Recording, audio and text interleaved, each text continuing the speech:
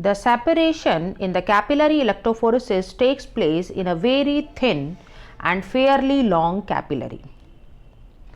Very thin capillary का मतलब ये है कि उसका internal diameter 10 to 100 माइक्रोमीटर और लेंथ 20 to 200 सेंटीमीटर की होगी। कैपिलरी की दोनों एंड्स ऐसे चैम्बर्स में एक्सटेंड होते हैं जिसमें electrophoretic buffers and electrodes present होते हैं। कैपिलरी इलेक्ट्रोफोरेसिस का यूज़ हम proteins, peptides, amino acids, nucleic acids, inorganic ions, organic bases and organic acids के सेपरेशन के लिए यूज़ करते हैं। So what are the advantages? पहला और सबसे इम्पॉर्टेंट एडवांटेज ये है कि इलेक्ट्रिक करंट से जनरेट होने वाले हीट को हम इफ़िशिएंटली रिमूव कर सकते हैं just because of a small diameter of the capillary used, और इसलिए हम बहुत ही high voltage that is 10 to 30 kilo volt के वोल्टेज को अप्लाई किया जा सकता है, जिससे कि हमारा एनालिसिस का टाइम बहुत ही कम हो जाता है। The thin capillary also solves the problem of convection flow in free electrophoresis. इसके साथ ही साथ बहुत ही लेस अमाउंट का सैंपल एंड इलेक्ट्रोलाइट रिक्वायर्ड होता है, वेस्ट जनरेशन भी बहुत ही कम होता है।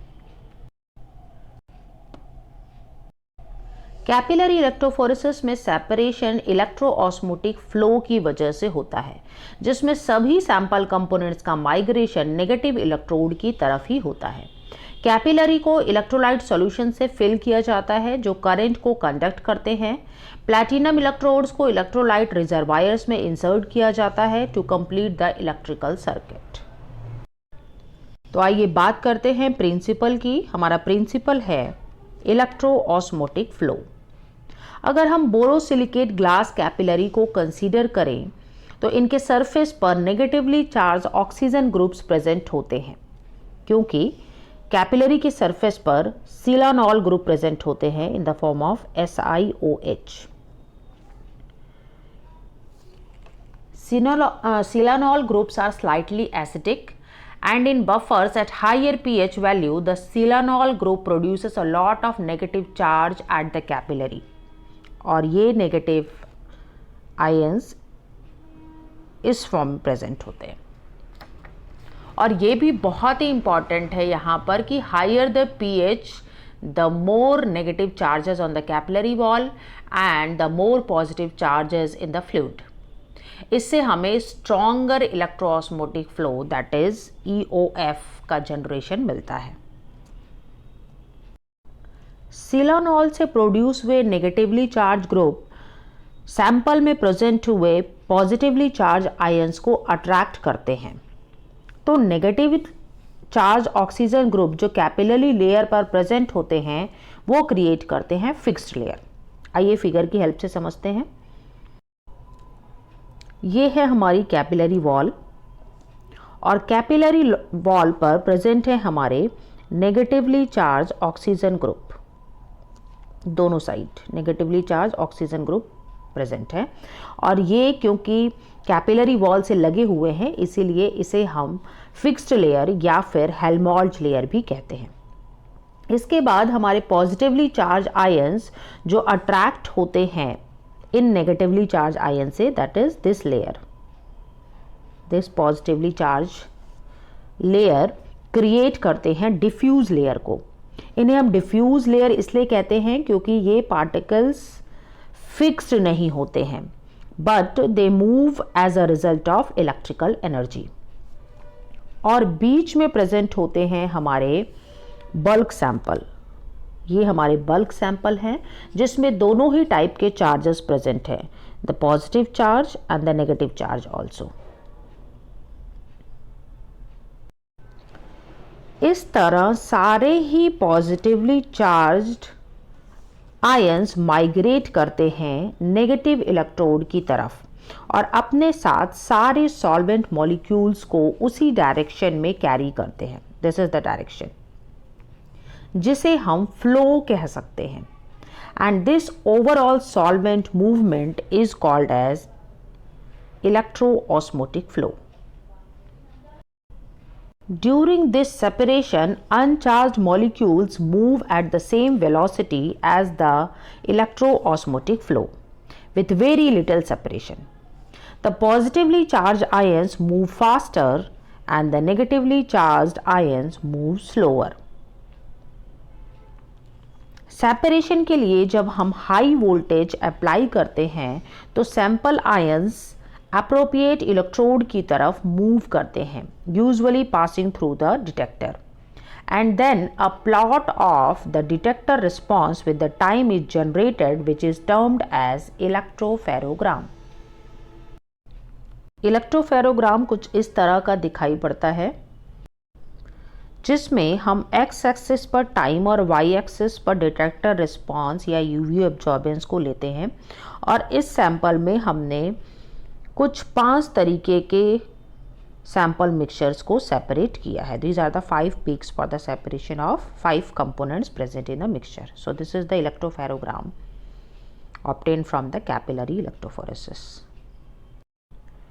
यहाँ पर एक और बात समझनी बहुत इम्पॉर्टेंट है, क्योंकि सारे ही positively charge molecules capillary wall पर लोकेट करते हैं, इसलिए कैपिलरी के मिडिल में कोई भी प्रेशर फोर्स अप्लाई नहीं होता है. So the flow profile of the EOF is completely flat. यहाँ पर हमें दिखाई दे रहा है कि जो फ्लो है वो कंप्लीटली फ्लैट है और इसी वजह से कोई पीक ब्रॉडनिंग नहीं मिलती है एंड हमें हाईली रिजॉल्व पीक मिलती है. इसके कंपैरिजन में अगर हम हाइड्रोडायनेमिक फ्लो को देखें तो यहाँ पर जो प्रेशर है सेंटर में वो फ्लैट नहीं है, तो इसलिए यहाँ पर पीक ब्रॉडनिंग के चांसेस हैं. बट हमारे इलेक्ट्रोऑस्मोटिक फ्लो में हमें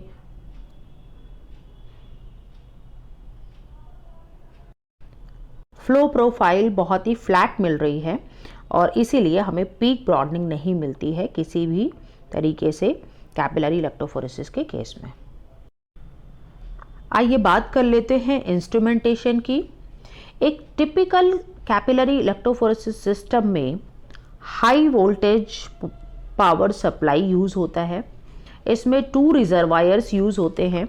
एक होता है हमारा एनोड रिजर्वायर और दूसरा होता है हमारा कैथोड रिजर्वायर. एक capillary tube, this is the capillary tube, एक कैपिलरी ट्यूब के हेल्प से इन दोनों रिजर्वायर्स को जोड़ा जाता है. साथ ही साथ प्रेजेंट होता है डिटेक्टर एंड आउटपुट डिवाइस. किसी किसी में टेम्परेचर कंट्रोल डिवाइस भी लगा होता है to ensure the reproducible result. Anode reservoir में एनोड इलेक्ट्रोड को प्लेस किया जाता है और कैपिलरी की वो एंड जो एनोड में डिप होती है उसे एनोडिक एंड कहा जाता है.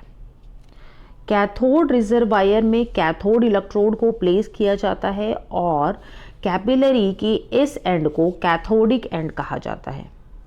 इलेक्ट्रोड्स को पावर सप्लाई से कनेक्ट किया जाता है जो 10 to 100 किलोवोल्ट के पावर को प्रोड्यूस कर सके. डिटेक्टर को हमेशा कैथोडिक एंड पर ही कनेक्ट किया जाता है. यहाँ पर आप ध्यान से देखेंगे तो डिटेक्टर को कैथोडिक एंड पर ही कनेक्ट किया गया है. Sample injection is very critical in capillary electrophoresis, where 5 to 30 micrometer cube or 1 to 10 nanoliter of sample is introduced, जिसे anode end of the capillary से इंट्रोड्यूस किया जाता है और हम इसे 2 प्रोसीजर से इंट्रोड्यूस कर सकते हैं. पहला है प्रेशर इंजेक्शन, जिसे हम हाइड्रोडायनेमिक इंजेक्शन भी कहते हैं. कैपिलरी को बफर रिजर्वायर के एनोडिक एंड से केयरफुली निकाल के सैंपल सॉल्यूशन में प्लेस किया जाता है, जिसे हम एयर टाइट या सील्ड कंटेनर में लेते हैं, जिससे सैंपल सॉल्यूशन के ऊपर प्रेशर पड़ता है and because of this the sample is forcefully enter in the capillary from this and.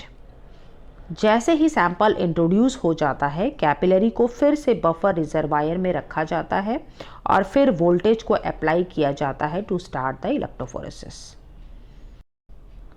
Second type का सैंपल इंजेक्शन हम हाई वोल्टेज इंजेक्शन के थ्रू कर सकते हैं, या जिसे हम इलेक्ट्रोकाइनेटिक इंजेक्शन भी कहते हैं। हाई वोल्टेज इंजेक्शन में जब वोल्टेज अप्लाई नहीं होता है, तभी एनोडिक बफर रिजर्वायर को सैंपल सॉल्यूशन रिजर्वायर से रिप्लेस किया जाता है। इसके बाद हाई वोल्टेज अप्लाई किया जाता है, जिससे सैंपल कैपिलरी ट्यूब में इंजेक्ट हो जाता है। फिर वोल्टेज को फिर से बंद कर दिया जाता है और कैपिलरी को एनोडिक बफर में प्लेस किया जाता है। इसके बाद वोल्टेज को स्विच ऑन किया जाता है to start the electrophoresis. Different types के डिटेक्टर्स का यूज़ हम कर सकते हैं, like the absorbance detector, the fluorescence detector, the electrochemical detectors can be used.